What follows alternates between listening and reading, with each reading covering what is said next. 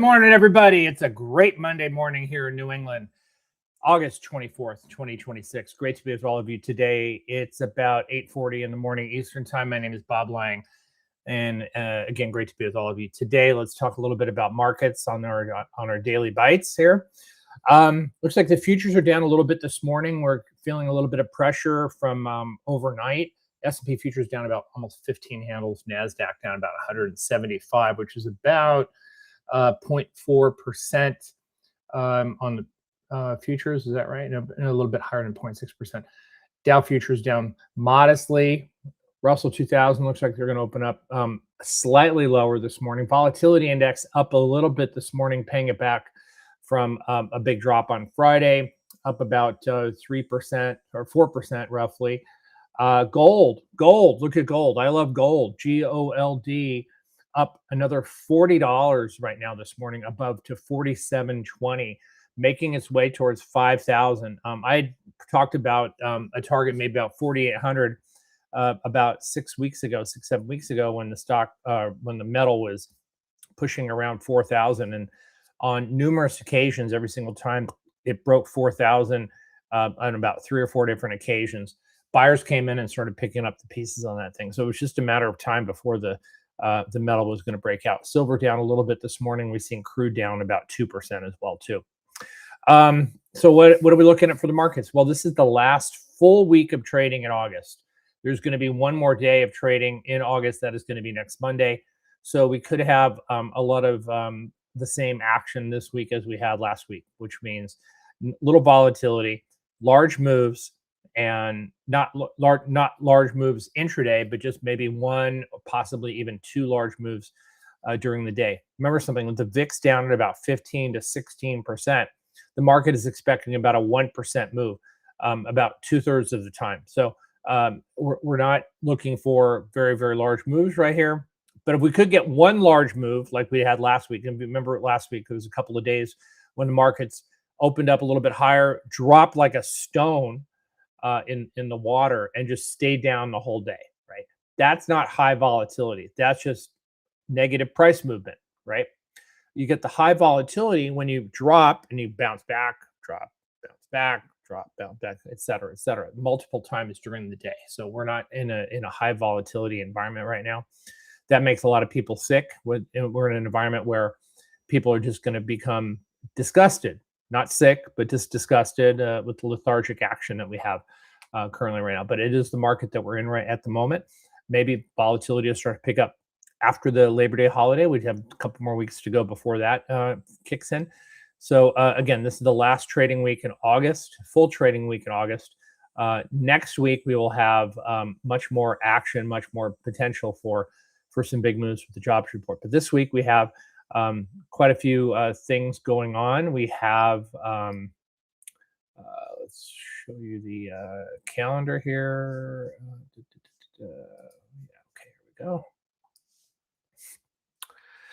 Earnings calendar. So we have quite a few tech names and retail names coming out this week. Best Buy, Dick's Sporting Goods, Williams Sonoma on the and Ulta Beauty, along with a couple of other smaller, Joy, which is a Chinese name, JM Smucker, which is a Staples, Burlington, which is a retailer, Gap as well too. So we have quite a few names in the retail sector that are going to be reporting this week. We also have a lot of tech names coming out, like Intuit, Salesforce, a little company called NVDA, which is coming out after the close on Wednesday, CrowdStrike, Okta, Synopsys, Viva Systems, Everpure, Nutanix, Affirm, Autodesk, Marvell, which comes out after the close on Thursday,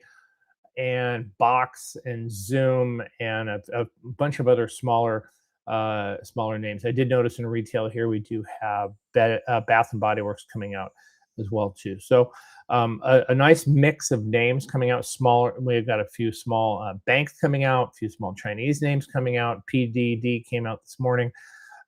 So there's a lot of a good mixture of names that are coming out that could help us guide us with what the markets are going to be doing this week. Again, we're down a little bit this morning. I want to show you a couple of charts as well too. Here's a chart that I was looking at last week, which I kind of really like this one now. Salesforce, didn't like it back here, kind of liking it here.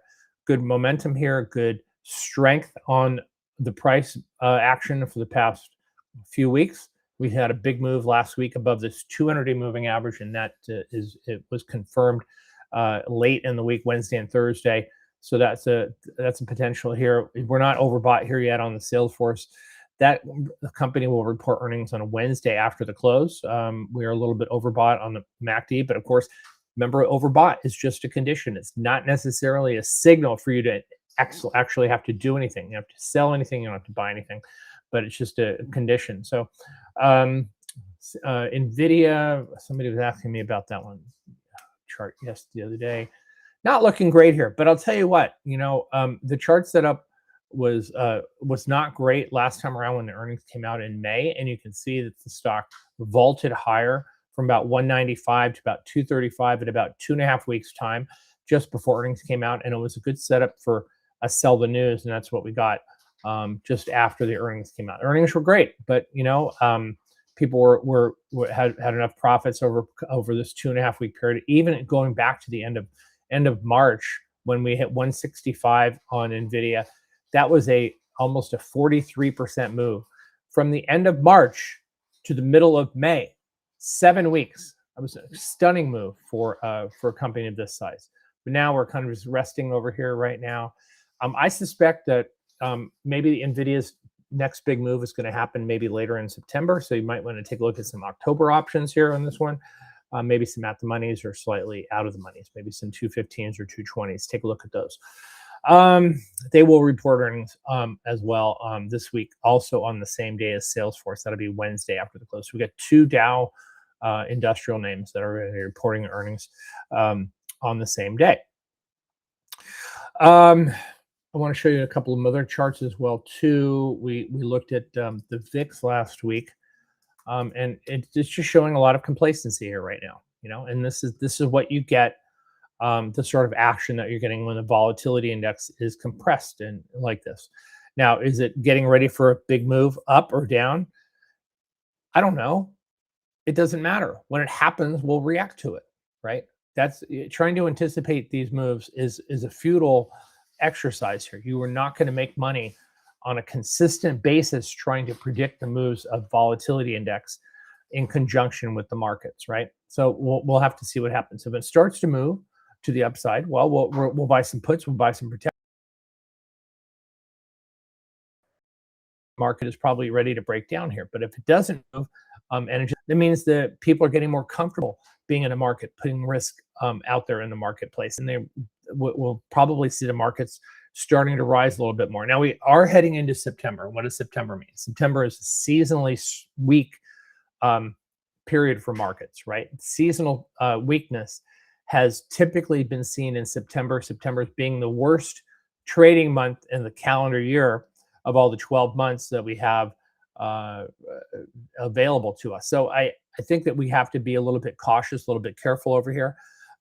We do have, again, 6 trading days left in August to see if we can improve the results of the month. We're probably going to have some window dressing towards the end of this week. Don't forget, we have the Jackson Hole Conference, which is going to be presented by Kansas City on Friday. Starting on Friday, it's the whole weekend long. We're going to have also Kevin Warsh, who is the chair of the Federal Reserve, going to be the keynote speaker on Friday.